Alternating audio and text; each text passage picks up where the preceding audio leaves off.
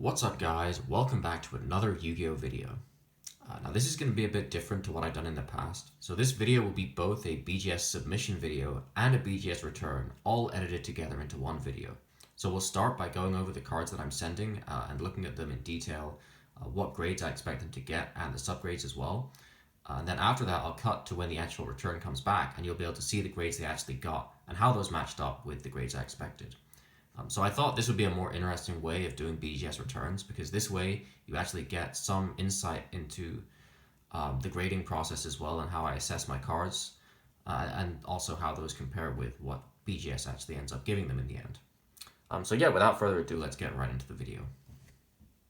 So I'm only sending 2 cards in this submission because it is a premium 2-day submission with BGS, so each card costs $250, which is really not cheap. But the first of those 2 cards is a Gaia the Dragon Champion. This is a glossy print, first edition LOB Gaia. And I'll take you through the whole process of how I assess the cards, because we've only got 2 to go through, so I've got time to do that. So when I'm assessing a card, I always take it out of the sleeve first and handle it raw, generally trying to touch only the edges. So looking at this card, centering up right off the bat is incredible for a Gaia the Dragon Champion. Pretty much 50-50 both ways on the front. And you can see also on the back there, really good centering. Then moving on to the condition. So on the front, this card is pretty much flawless. If I just pan up and down the card with the light to show you the surface, I think top to bottom it doesn't have any scratching at all.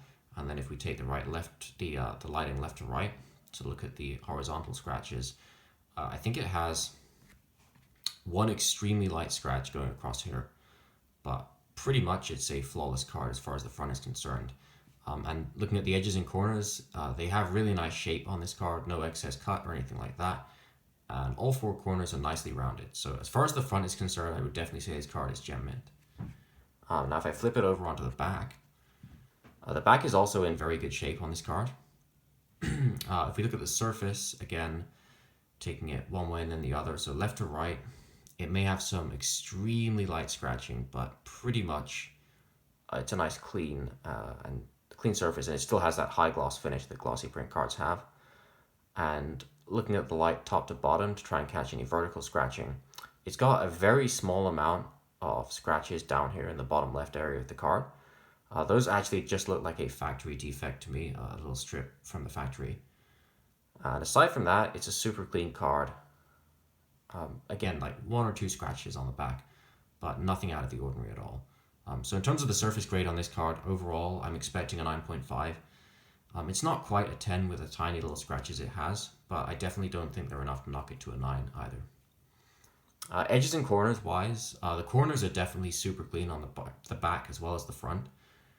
You can see they're nice and flatly cut, again, nicely rounded, and there's really no whitening at all. The edges are almost perfect on the back as well, but I don't know how clearly you can pick it up on camera. There's a tiny bit of wear on this right back edge. It's not exactly whitening, it's kind of hard to describe, but there's definitely a little bit of wear on that border. So that will knock the edge grade. I'm expecting probably a 9 on edges most likely. Honestly, depending on the grader, because it's slightly unusual wear, I could see it range anywhere from a 8.5 on edges all the way up to a 9.5. So we'll really have to see how that works out. But in terms of the overall grade on this card, I'm really hoping for a 9.5 to be honest, because centering, corners, and surface really should be 9.5s. And the edges most likely will be able to get at least a 9. So that's the first card for this submission out of the way. Moving on to the other card I'm sending, that is a Retro Pack 1 Cyber Harpy Lady in English, which is the hardest language to find. So anyone who collects Retro Pack 1 knows that these are really tough to find, even in light play condition, to be honest. Finding genuine near mint copies is almost impossible, and gradable copies is literally impossible. There is one PSA 10 of this card, but if anyone's ever seen it, it's got a lot of whitening on the back, as most of them do from the factory, and so really shouldn't have been higher than, honestly, probably an 8, but definitely a 9 at best. Now this card, from the front, is looking, you can see, pretty much perfect. The centering is a tiny bit shifted left to right, I would say that way, and again top to bottom downwards a little bit, but that's still probably within the 9.5 range for centering. Surface wise, the front doesn't really have any kind of scratching at all, and that's pretty common for Retro Pack 1. You may get some factory lines on the foil, But in general, the fronts are actually made pretty nicely. And again, the edges and corners look good as well. There's no silvering, and the shape is pretty decent on the corners too. So as far as the front goes, this card could easily get a 9.5. But the problem you always get with Retro Pack 1 cards is that the back edges and corners are just cut absolutely terribly. And so you get all sorts of whitening and things like that. Now this card is actually the cleanest Retro Pack 1 card I've owned. I picked this up, I want to say last month, raw on eBay. And it ended up being way cleaner than I expected. So in terms of the wear it has, the biggest whitening is down in this bottom corner. You can probably see it better from that kind of angle. There's just a little bit of white on the bottom. These two corners are pretty much clean, and then the top left corner has, again, just a tiny bit of whitening. They don't have any major cracks on the corners, which is rare to find on Retro Pack, so that won't knock the corner grade too low, just that bit of whitening. I'm expecting, looking at it from a harsher perspective, probably an 8.5 on corners, but it could squeak a 9 as well, depending on the grader. The edges, again, have some very small dots of white just scattered around. I'm not sure how well the camera picks it up because they're pretty tiny, but they are kind of all over the edges if you look closely enough. The back surface is really nice and clean. There are a few light scratches. I think at the bottom there's one or two going vertical. But overall, again, it's about as good as you can hope for from Retro Pack. So for the subgrades on this card, I'm thinking most likely a 9.5 on centering. Most likely a 9.5 on surface as well. But then the corners I expect to get probably an 8.5, and the edges most likely a 9. So that'll leave it as some kind of BGS 9, which I'll still be very happy with. And yeah, that brings us to the end of the submission part of this video, so now I'll cut out from this part of the video and we'll go right into the returns. Alright guys, we're back with the second half of this video. So the cards have now been submitted to BGS and returned to us, ready to look at the grades. I was actually very happy with the turnaround times. On the website it says it would take 10 to 15 business days, but in the end it only took 2 days from the cards reaching Beckett for them to actually return the grades and ship them out again. So I was very pleased with that. And getting into the return, the first card is the Gaia the Dragon Champion. We were expecting a 9.5 on this, probably on the weaker end of the scale, but some kind of gem. And the grade we got was a BGS 9.5 gem mint. So I'm super happy with this. I actually just picked up a glossy manual bug between submitting this card and getting it back. So at this point, this was the final card I needed for my entire gem mint glossy LOB set. And having graded it myself is just an awesome feeling. I think this is the 8th one ever graded by BGS. So it's by far the lowest pop LOB Hollow in general. I got the 9 on surface, which I was a little bit surprised by. Looking over the card like really closely, there are a couple of print dots on the front. There's one in the 6th level star, and also at the bottom I think there's like a couple of tiny things in the text box.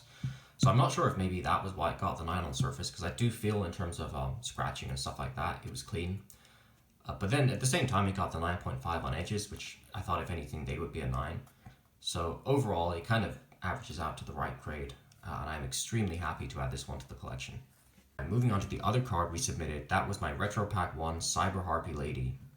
So even before we get into the grade on this, just take a minute to appreciate how gorgeous the foiling on this card is. I would really say it's a contender for the best looking secret rare in the whole TCG. Something about European cards, obviously the quality is pretty low in terms of like the edges on the back and things like that.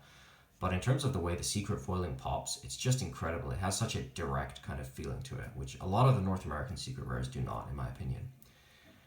So yeah, we expected a 9 on this card overall, possibly with the 8.5 on corners, possibly with a 9.5 on a couple of the other subgrades, but realistically, regardless of that, it would be a 9.